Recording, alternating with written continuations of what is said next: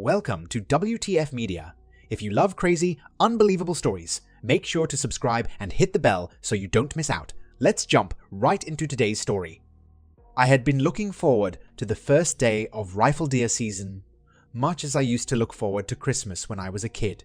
It always falls on the first Monday after Thanksgiving in Pennsylvania and is a bit of a state holiday. Many schools close because a large number of students from junior high up, as well as many teachers, will be in Penn's Woods that Monday, and not in the classroom. At the last minute, a client from California pretty much insisted that I be available Monday to go over his account. I tried putting him off, and even carefully felt him out about having a different company representative meet with him. The account meant a lot to the company, which in turn made it very important to me. For the first time since I was 12, I spent the first day of deer season inside.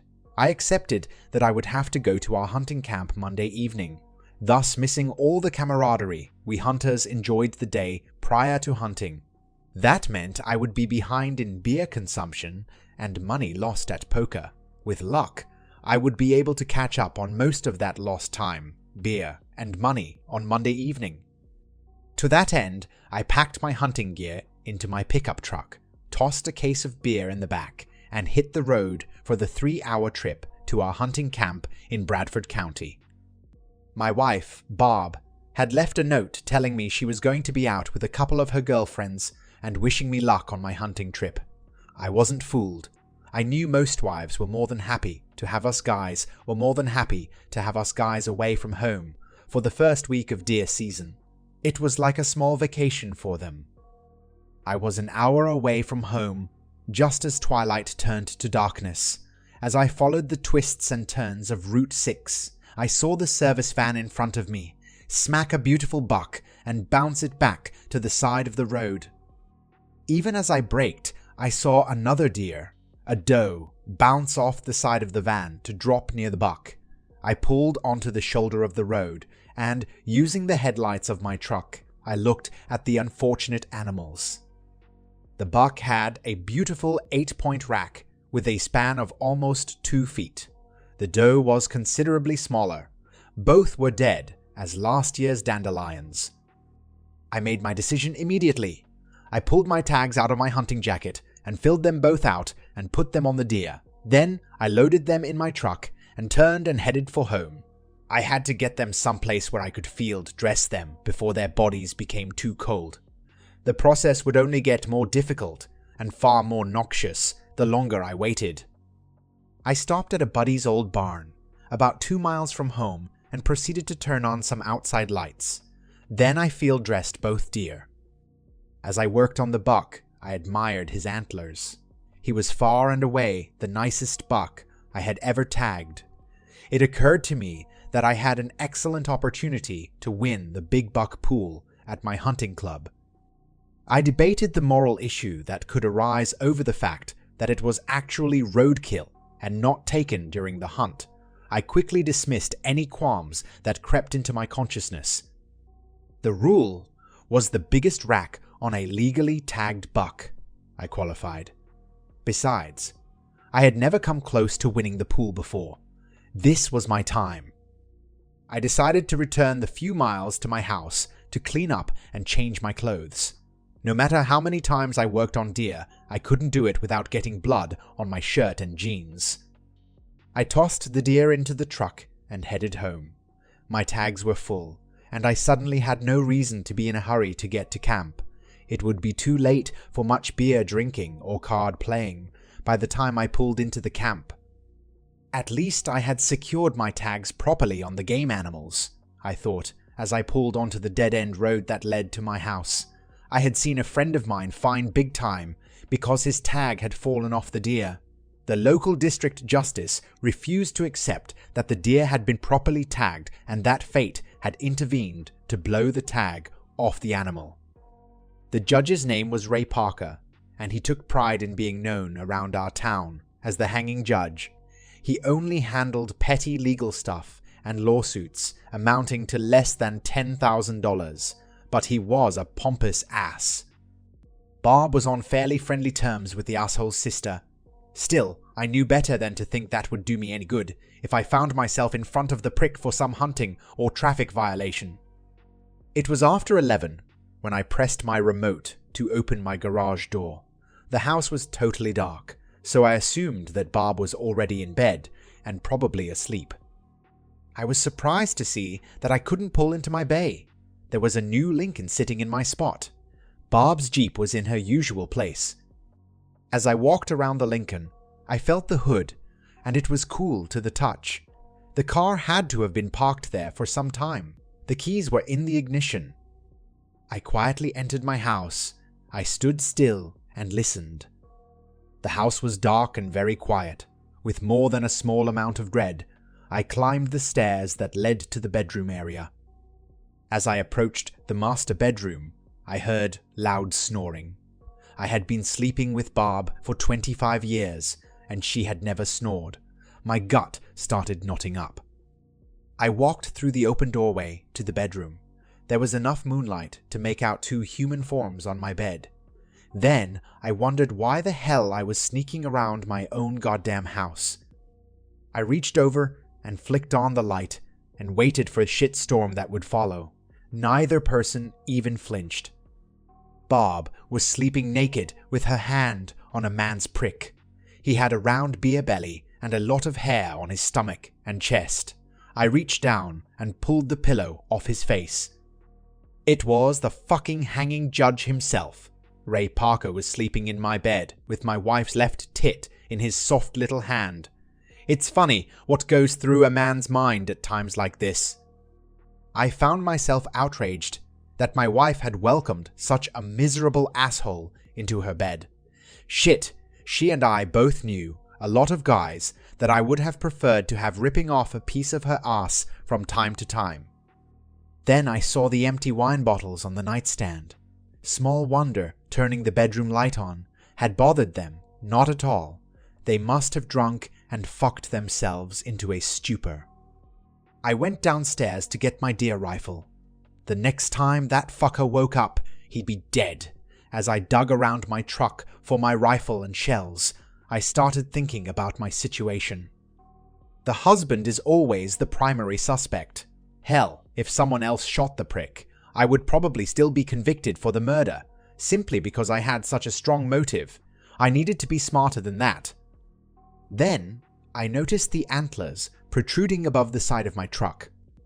I sure as hell didn't want to go to jail before I showed the other guys my buck and won the pool. Parker wasn't worth missing that once-in-a-lifetime pleasure. Barb and I hadn't been getting along very well lately. Anyway, why allow the bitch to ruin my life? I quickly hatched Plan B and proceeded to carry it out.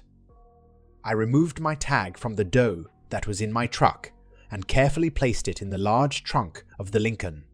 Then I dug out the old sawed-off double-barrel 12-gauge shotgun I had bought from an old drunk a few weeks before he died, almost 20 years ago. I never told anyone I even had it. It was an extremely lethal and illegal weapon. I wiped it down with an old rag so there were no fingerprints on it and placed it in the trunk with the deer. I even found a relatively new pillow and tossed it into the trunk after I ripped off that damn tag that warned that it was a federal crime to remove the fucking thing. Then I went into the house and filled a teapot with very hot tap water. I dug out our turkey basta and returned to the dough in the trunk of the Lincoln. I poured some of the hot water into the cavity of the deer and allowed it to sit there for a minute or so. Then I used the turkey basta to suck a fair amount of the bloody water from the corpse and squeezed it into a bowl. Then I refilled the basta from the deer's body. I had already parked my truck around the side of the house. I dug out my son's hockey mask and put it on and went back up to my rather noisy bedroom. When Barb drank, she was almost impossible to wake up. My plan would work better if she remained asleep, but I was ready to wing it if it became necessary. I removed Parker's clothes from the chair in the bedroom and hid them in a closet. I noticed his cell phone was still on his belt. Then I placed the bowl and turkey basta on the nightstand. I climbed onto the bed with a knee on either side of Barb. Achieving this position caused me to jostle Parker slightly, but he kept snoring. I pulled the buck's heart out of the baggie in which I had placed it when I dressed the deer. Sometimes the guys at the camp liked to pickle them and have them with beer and crackers. I had never developed a taste for that particular organ. I opened the leather snap that held my hunting knife in place and unsheathed my blade. Then I poured the blood from the bowl on the sheets and on Barb's tits. It's amazing how little blood it takes to make it look like a crime scene. Barb reached up and sort of rubbed her left tit a little as the liquid quickly dried, then dropped her hand back down to her side. I emptied the bowl and placed it back on the table and picked up the turkey baster. I pointed it at Parker's face and moved it to about 4 inches from his snoring mouth. While holding the heart in one hand, I squeezed really hard and squirted the bloody water all over Parker, with some of it entering his mouth and forcing him to choke. I quickly put the bastard down and picked the knife up and began running the point over the heart in my left hand. I watched Parker out of the corner of my eye as I cackled like the wicked witch of the north. He sputtered and suddenly sat bolt upright. He looked at the heart in my hand and then at Barb's bloody chest as he coughed up and spit out the blood he had ingested. He let out a gasp. Then I swung my mask-covered face to look at him. That was all it took. He was out of the bed and down the hall like a rocket. I had all I could do to reach the garage as he was opening the door to his car, stark naked. "You're next, motherfucker!" I yelled as he slammed the door and peeled out my garage door. I went back upstairs and placed Parker's clothes back on the chair. I did remove his cell phone and dropped it into my pocket. I took the time to dig Barb's phone from her pocketbook and slid that into my pocket as well. Then I took the bowl and the bastard down and put them in the dishwasher with the rest of the dirty dishes. I turned the dishwasher on and went out to my truck, after turning off all lights and closing the garage door. I was only a few miles down the road when I noticed a big Lincoln sitting along the shoulder. It occurred to me that there must be some truth in the old theory that a pound or two of sugar in an automobile's gas tank would have disastrous results. Half a mile beyond the disabled car, I spotted what appeared to be a naked man trotting down the highway. As I got closer, he turned and sprinted over the bank and out of sight. What sort of sick, crazy bastard would be running around naked in late November in northern Pennsylvania? I clearly saw my duty. I picked up Parker's cell phone and dialed 911 and reported the disturbing sight I had just witnessed. I neglected to leave my name. They would have to rely on caller ID to determine just who made that call. Less than an hour later, I drove by the location where I had seen the 2 deer killed earlier that evening. I picked up Parker's cell phone and dialed my home number. The call went to the answering machine the first time I called. I hung up and rang my number again. Barb picked up on the 4th ring this time. "Hello? Is something wrong?" asked Barb with a normal amount of concern when you get a call in the small hours of the morning. "Turn on the light and look at what's left of Loverboy," I hissed into the phone. I waited about 10 seconds, and then I heard a primal scream. Barb must have seen the blood and found the heart next to her in bed. At least, that was the only thing I could think of that would upset her so badly.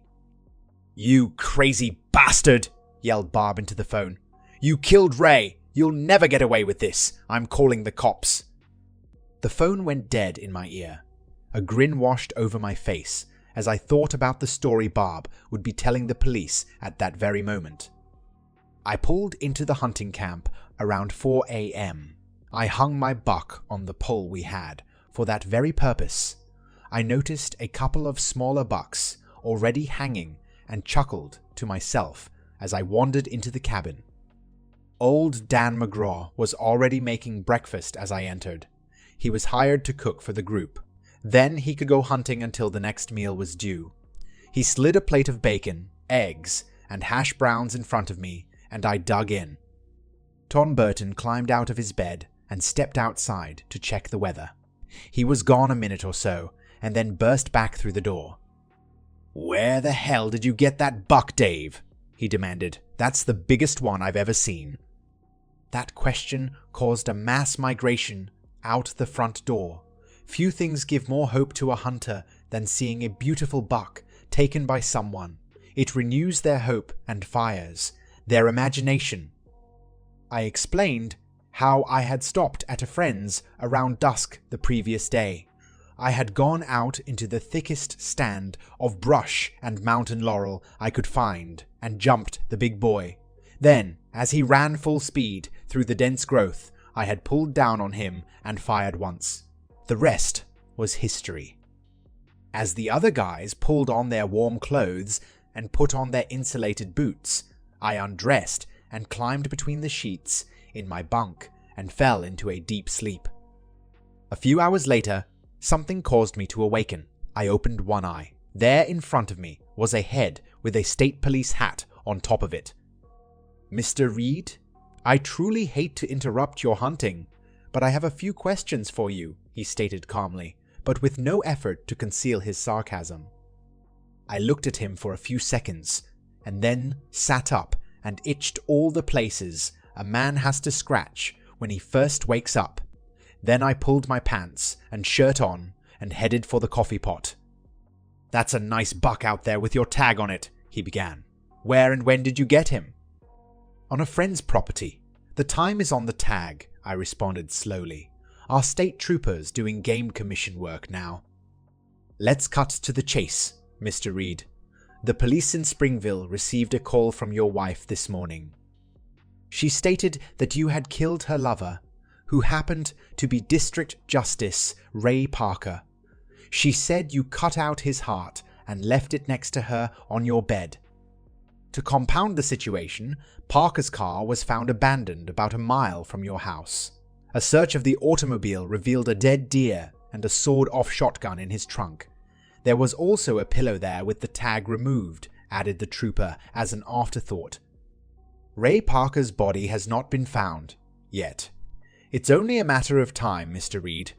Why don't you make this easy and tell us where you put Parker's body?"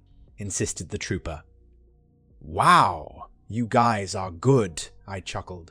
"Skip all the CSI bullshit and get some dumb asshole to confess to a murder when you don't even have a body, a motive, or a weapon."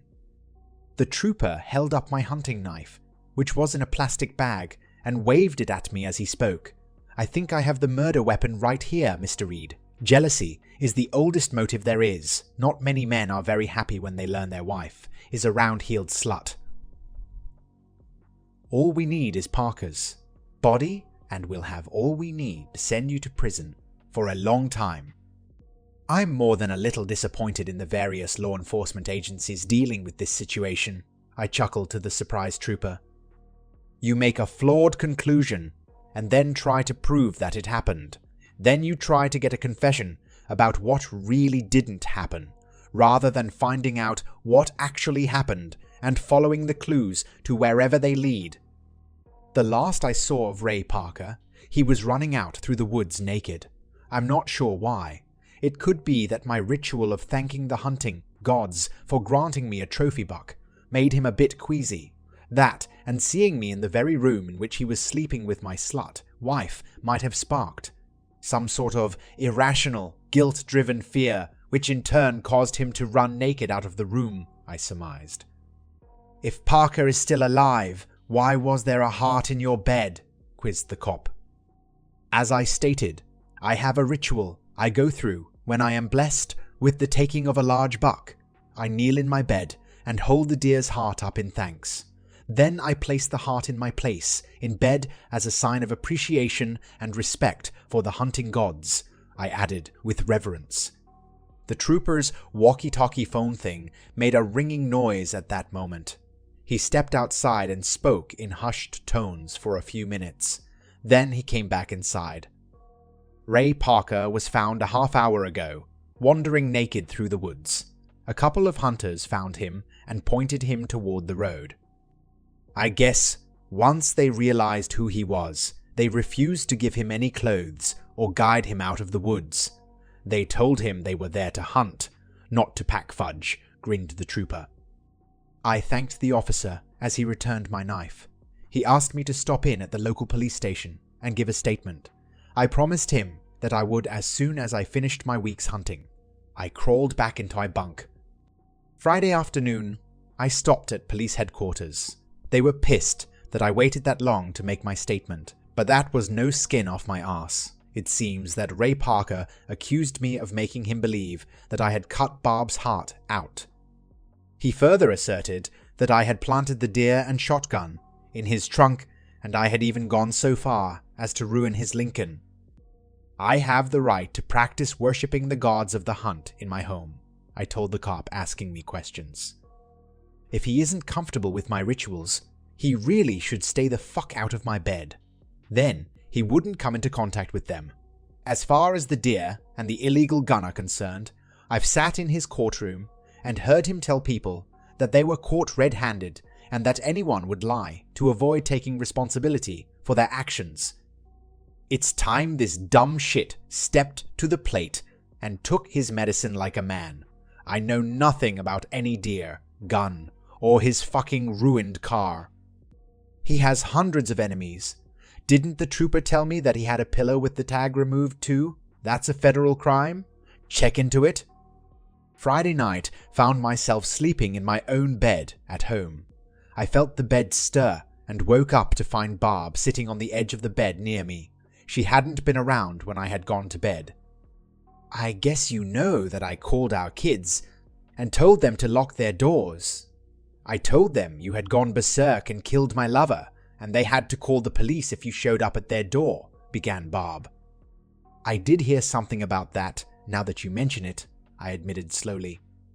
Perhaps you've even heard the rumor that I called the police and told them that you had cut Ray's heart out and left it lying in our bed, continued Barb as I nodded in agreement. I guess you heard that Ray is being charged with some sort of firearms law violation and has been ticketed for transporting an illegal deer and for hunting without a license, continued Barb.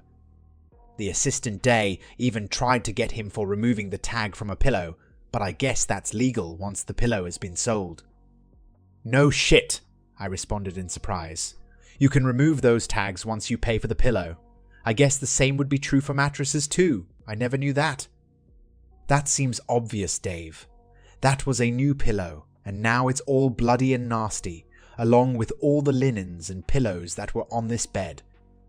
You didn't have to try that ploy. Ray's ass was in enough trouble with the other stuff he's accused of doing. I'm surprised he didn't have Kraken prescription pills in his trunk, knowing your temper.